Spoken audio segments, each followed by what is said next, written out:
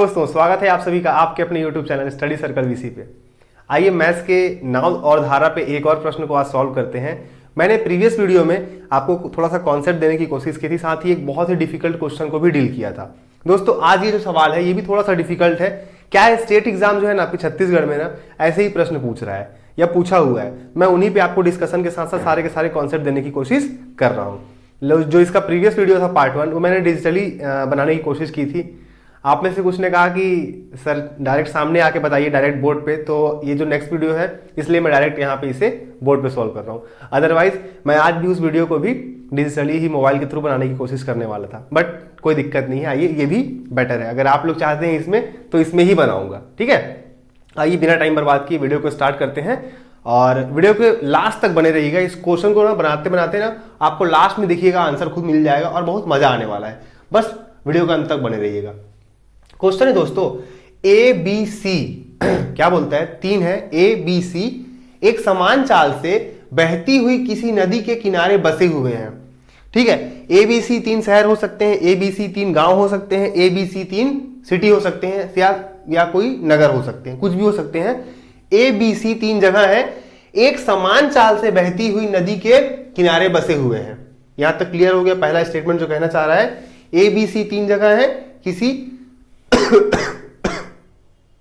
समान चाल से बहती हुई नदी के किनारे बसे हुए हैं। स्टेटमेंट यहां से आपका शुरू होता है दोस्तों। पहला स्टेटमेंट बोल रहा है ए व सी से बी की दूरी बराबर है। ए व सी से बी की दूरी बराबर है। पहला स्टेटमेंट क्या मिला, ए व सी से बी की दूरी बराबर है। एक तैराक नदी में तैरता हुआ 10 घंटे में, पहला स्टेटमेंट है 10 घंटे में ए से बी तक जाता है और वापस आता है। मतलब ए से बी तक वो 10 घंटे में जा भी रहा है और वहां से आ भी रहा है। क्लियर है यहां तक? आगे है वही तैराक ए से सी तक 4 घंटे में जा रहा है। ए से सी तक 4 घंटे में जाता है। उस तैराक की स्थिर जल में चाल व नदी की धारा का अनुपात, नदी की धारा की चाल का अनुपात क्या होगा? ऑप्शन है 3:7, 5:3, 4:5 और 6:7। थोड़ा सा डिफिकल्ट क्वेश्चन है, पढ़ने में भी लग रहा होगा, लंबा चौड़ा क्वेश्चन है। इसको डील करते हैं। इस टाइप के प्रश्न के लिए देखिए कॉन्सेप्ट के साथ साथ आपके पास टाइमिंग होना जरूरी है। क्लियर हो रहा है? स्टेप के साथ साथ कॉन्सेप्ट के साथ साथ टाइमिंग होना बहुत जरूरी है। आइए इसको स्टार्ट करते हैं सॉल्व करना। सॉल्व करने से पहले मैंने आपको कल की वीडियो में इसका कॉन्सेप्ट भी दिया था, मैं आज फिर से आपको उसका कॉन्सेप्ट दे देता हूं। कॉन्सेप्ट ध्यान से देखिएगा, शॉर्ट में समझा रहा हूं। देखिए मान लीजिए मेरे पास एक कोई नदी है, झरना है, तालाब है, कुछ भी है। मेरा डायग्राम मेरा उतना सही नहीं है। मान लीजिए कोई लेक है, नदी बह रही है और यहां पे एक नाव है। ये क्या है आपका नाव, ठीक है, और ये है आपकी धारा। एक ही वीडियो में पूरा का पूरा कॉन्सेप्ट क्लियर हो जाएगा। धारा की चाल को मान लेते हैं दोस्तों y किलोमीटर। मैं आपको कॉन्सेप्ट दे रहा हूं, सवाल नहीं समझा रहा हूं अभी। और नाव की चाल को मान लेते हैं x किलोमीटर प्रति घंटा। रेलगाड़ी आपने पढ़ा होगा, रेलगाड़ी में क्या होता है, जब 2 रेलगाड़ियां एक दूसरे के विपरीत आती हैं तो उनका जो चाल हो जाता है वो जुड़ जाता है। और 2 रेलगाड़ियां जब समान दिशा में एक साथ चलती हैं तो उनके चालों को हमेशा माइनस कर देते हैं। जस्ट इसका उल्टा करना है यहां पे। जब नाव जो होगी धारा के साथ बहेगी, मतलब धारा के साथ बहेगी, मतलब धारा के साथ मतलब उसी दिशा में बहेगी, तो इनकी चालों को जोड़ देंगे, ठीक है। और जब नाव धारा की विपरीत दिशा में बहेगी तो इनकी चालों को घटा देंगे, ठीक। फॉर्मूला एक ही लगाना है दोस्तों, चाल बराबर दूरी बटा समय। फॉर्मूला एक ही रहेगा, चाल बराबर दूरी बटे समय, या इसी को बोल सकते हैं समय बराबर दूरी बटे चाल, ठीक। अब देखिए दोस्तों, नाव धारा की दिशा में बहेगी तो दिशा में बहेगी, दिशा में नाव धारा की दिशा में बहेगी तो चाल क्या हो जाएगी, जुड़ जाएगी। चाल जुड़ेगी मतलब x + y दोनों की चाल जुड़ गई। चाल बराबर मैं दूरी को d लिख रहा हूं और समय को t लिख रहा हूं। यह हो गई दिशा में। और अगर मैं विपरीत दिशा की बात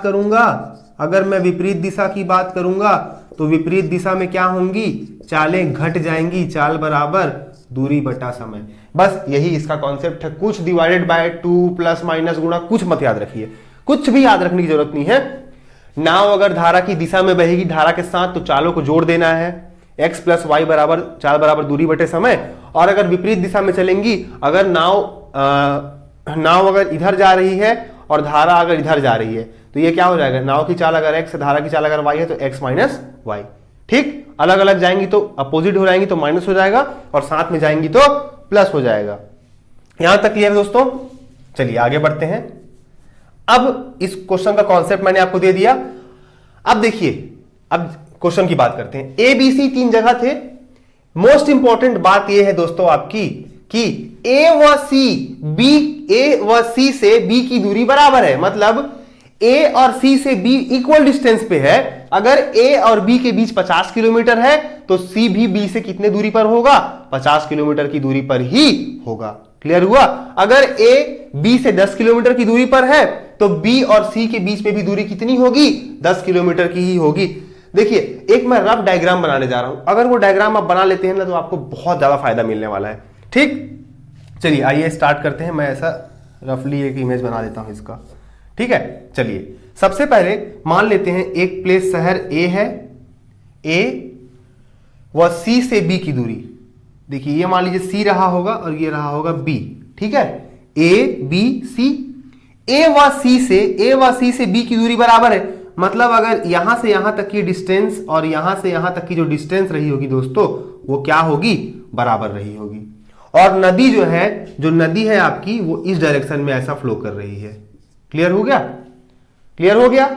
नदी जो है आपकी इस डायरेक्शन में फ्लो कर रही है। ए बी सी 3 शहर हैं। ए और बी के बीच की जितनी दूरी है उतनी ही दूरी बी और सी के बीच की भी है। मैंने दूरी को क्या डी लिख दिया। आप देखिए लास्ट में चाल का अनुपात पूछा है दोस्तों, और मेरे पास दूरी नहीं दिया हुआ है। आप दूरी कुछ भी मान लीजिए अपने मन से। ठीक, क्योंकि दोनों की दूरी बराबर है। ठीक, दोनों की दूरी बराबर है, इसलिए यहां भी डी है, यहां भी डी है। यहां तक बात क्लियर हो गया? क्वेश्चन बोलता है एक तैराक नदी में तैरता हुआ 10 घंटे में ए से बी तक जाता है और वापस आता है। जाता भी है वापस भी आता है, जाता भी है वापस भी आता है। सब देखिएगा, ए से बी तक जाता भी है और बी से ए तक वापस भी आता है 10 घंटे में। क्लियर हो गया? जबकि वही तैराक ए से सी तक 4 घंटे में जाता है। ए से लेके सी तक की दूरी वह 4 घंटे में पूरी करता है। ए से लेके सी तक की दूरी वह 4 घंटे में पूरी करता है। यहां तक कोई दिक्कत? ए से बी तक जा रहा है, बी से ए तक आ रहा है कुल 10 घंटे में, और ए से लेके सी तक वो कुल 4 घंटे में जा रहा है। इसको माइंड में आपको रखना है। क्वेश्चन बहुत सिंपल होने वाला है, बस कॉन्सेप्ट देखिएगा आप। चलिए स्टार्ट करते हैं आगे। सबसे पहले मैं ए और बी वाले कॉन्सेप्ट को बैठाता हूं। ए से बी तक की कुल दूरी कितनी है दोस्तों, डी, और बी से सी तक की कुल दूरी, तो मैं मान लेता हूं, चलिए मैं सपोज कर लेता हूं, माना ए से बी व बी से सी की दूरी है 100 किलोमीटर। चलिए मैंने एक रफ वैल्यू ले लिया। ए और बी के बीच बी ये बराबर है, दोनों डिस्टेंस डी और डी है। मैं इनको चलिए 100 किलोमीटर, देखिएगा क्यों लिया हूं आपको समझ में आ जाएगा। डिस्टेंस को मैं अपने मन से मान लेता हूं 100 किलोमीटर है। ठीक है, क्योंकि मेरे को चालों का अनुपात चाहिए, दूरी बराबर है, इसलिए मैंने दूरी को 100 किलोमीटर लिख लिया। चलिए अब ए से बी तक की बात करते हैं दोस्तों। तो ए से बी तक पहले जाएगा और फिर आएगा, उसको कुल समय लग रहा है 10 घंटे का। यहां पे आपको ये वाला फॉर्मूला बैठा देना है, समय बराबर दूरी बटे चाल। समय है दोस्तों 10 घंटे, समय बराबर दूरी बटे चाल। दूरी हो गई मान लीजिए 100 किलोमीटर, x प्लस वाई एक बार जाने के लिए, फिर 100 kilometre x minus Y. Clear है यहां तक? कोई दिक्कत? ये आपका यहां से बहुत कुछ आपको मिल जाएगा। 10 बराबर 100 बटे एक्स प्लस वाई प्लस 100 बटे एक्स माइनस वाई। यहां तक कोई डाउट, कोई दिक्कत नहीं है। चलिए आगे बढ़ते हैं। कैसे किया मैंने एक्स प्लस वाई? ये जाने समय जाएगा, जब डाउनवर्ड जाएगा नदी की धारा के चाल के साथ जाएगा तो एक्स प्लस वाई, और फिर वापिस भी तो आएगा। तो ये समय बराबर दूरी बटे चाल। दूरी आपकी 100 किलोमीटर की है, चाल आपकी कितनी है, तो एक्स प्लस वाई जाने में, एक्स माइनस वाई आने में। आगे बढ़ते हैं। ठीक, अच्छा आगे देखते हैं दोस्तों। वही तैराक जो है ए से सी तक 4 घंटे में जाता है। वही तैराक ए से सी तक डाउनवर्ड जा रहा है, मतलब यहां से एक इक्वेशन और मिल जाएगा कि चाल बराबर दूरी मेरी। देखिए दोस्तों, अब तैराक ए से सी तक पूरा जा रहा है, तो ए से बी तक 100 किलोमीटर था और बी से सी तक 100 किलोमीटर था। मतलब दूरी कितनी हो जाएगी, 100 + 100 200, और समय कितना लग रहा था दोस्तों, उसको 4 घंटे का समय लग रहा था। तो x + y बराबर क्या हो जाएगा, 200/4। मतलब x + y की वैल्यू कितनी मिल गई दोस्तों, x + y की वैल्यू मिल गई मुझे 50। कोई दिक्कत यहां तक? x + y की वैल्यू मुझे 50 मिल गई है। अब इस x + y की वैल्यू कहीं भी आप इसके जगह पुट कर दीजिए। 10 बराबर, यहां से मैं इसको पुट कर रहा हूं, 10 बराबर 100/x + y plus 100/x - y। मेरे पास जगह लगता है थोड़ा सा कम पड़ेगा, चलिए सॉल्व करते हैं। 10 बराबर, देखिए दोस्तों x + y बराबर 50 मिल गया है। ये कितना हो गया, 100/50 प्लस 100/x - y। अब ये कितना हो जाएगा, 50 दूनी 100। अब ध्यान दीजिएगा, मैं शॉर्ट में कर रहा हूं, मेरे पास जगह थोड़ा कम है। 10 - 2, 10 इधर है दोस्तों, 2 इधर है, 2 इधर आएगा।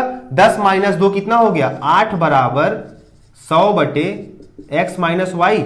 तो x - y बराबर 100/8, और 100/8 होता है दोस्तों 12.5। आप इसको कैलकुलेट कर लीजिएगा। यहां तक दिख रहा है, क्लियर है आपको बोर्ड? ठीक है, तो x - y बराबर 100/8, और 100/8 मतलब 8 × 1 = 8, 8 दूनी 16, 8 पंचे 40, 12.5।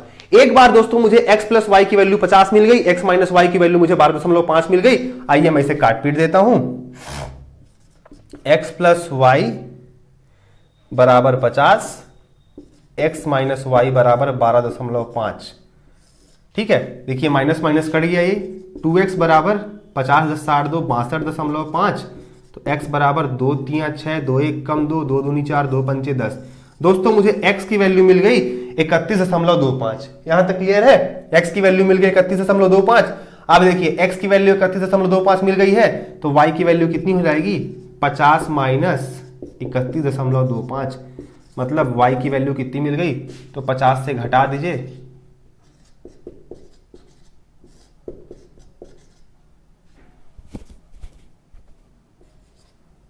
18.75। बस आपका खाता में खेल दोस्तों।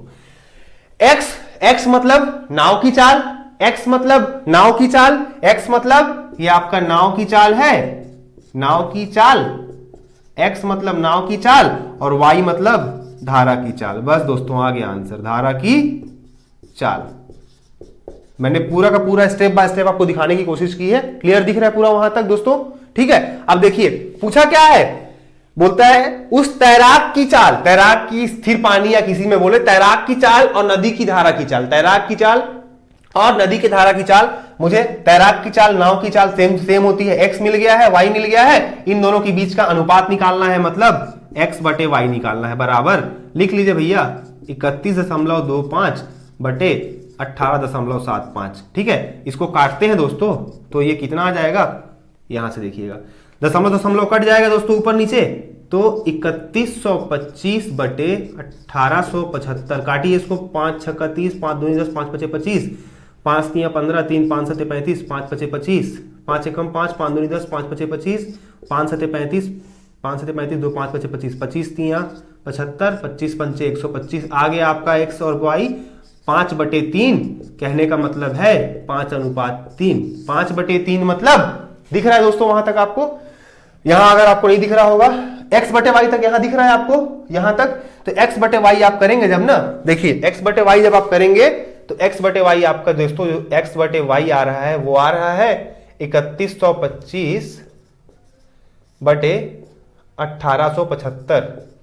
काटिए इसको, 5 × 6 = 30, 5 दूनी 10, 5 × 5 = 25, 5 × 3 = 15, 5 × 7 = 35, 5 × 5 = 25, 5 × 7 = 35, 5 × 5 = 25, 5 × 1 = 5, 5 दूनी 10, 5 × 5 = 25, 25 × 5 = 125, 25 × 3 = 75। फाइनली आपका जो 5/3 आ रहा है, यही आपका दोस्तों क्या है, अनुपात है। 5/3 मतलब कि x और y की चाल का अनुपात क्या है दोस्तों, x और y की चाल का अनुपात 5:3 है। क्लियर हो गया? कहने का मतलब है ऑप्शन नंबर देखिए 3:7, 5:3, 4:5, 6:7, मतलब 5:3 जो होगा आपका आंसर हो जाएगा। ये दिख रहा है आपको 5:3 यहां पे? क्लियर ना? डिवाइड कर लीजिएगा, आपको इजीली आंसर मिल जाएगा। थोड़ा सा बड़ा क्वेश्चन था, कॉन्सेप्चुअल था, बट उम्मीद करता हूं कि मैं आपको, आप इसका एक स्क्रीनशॉट भी रख सकते हैं। उम्मीद करता हूं कि आपको क्वेश्चन बहुत अच्छे से समझ में आया होगा, और थोड़ा सा डिफिकल्ट क्वेश्चन था। ऐसे क्वेश्चंस को जनरली हम देख करके डर जाते हैं, बट डरना नहीं है, ऐसे ही क्वेश्चन के साथ तो मजा आता है खेलने में। अधिक से अधिक क्या होगा, नहीं बनेगा। बट जब तक हम ट्राई ही नहीं करेंगे दोस्तों, तब हम उसको कैसे बोल सकते हैं कि वो क्वेश्चन को हम बनाए नहीं या नहीं बना पाए। At least you have to try and you must try. ठीक है, कोशिश तो करनी है, लेकिन करनी ही है, और जब करनी ही है ना, तो वो क्वेश्चन बनेगा ही बनेगा। और मैं ऐसे ही क्वेश्चंस के साथ आपके साथ जुड़ा रहूंगा, और बहुत जल्द नंबर सिस्टम वगैरह जो आप लोग बोल रहे हैं, नंबर सिस्टम, और साथ ही साथ आपका जो साधारण ब्याज का जो क्वेश्चन है, चक्रवृद्धि ब्याज का जो क्वेश्चन है, हम उनमें भी डिस्कशन करने वाले हैं। धीरे धीरे होगा और अच्छे क्वेश्चंस के साथ डिस्कशन करेंगे। नवधारा यहाँ पे मैं आप ब्रेक करूंगा और एक नए चैप्टर को मैं स्टार्ट करूंगा। आई होप आपको नवधारा का पूरा कॉन्सेप्ट क्लियर हुआ होगा। मिलेंगे बहुत जल्द अगले वीडियो में। धन्यवाद।